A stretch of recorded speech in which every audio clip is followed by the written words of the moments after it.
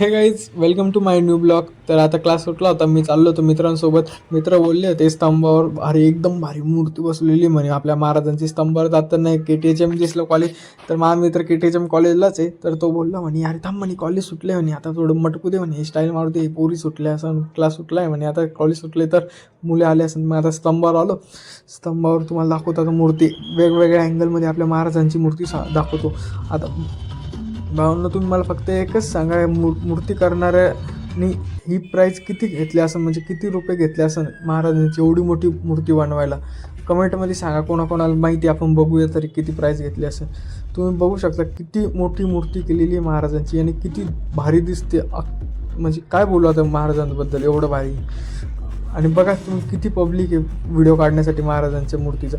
एक नंबर मूर्ती बनवलेली मूर्तिकारांनी. या मूर्तीसाठी लाईक करा, शेअर करा आणि फॉलो करा महाराजांसाठी. आणि कमेंटमध्ये जय जिजाऊ जय शिवराय लिहायला विसरू नका.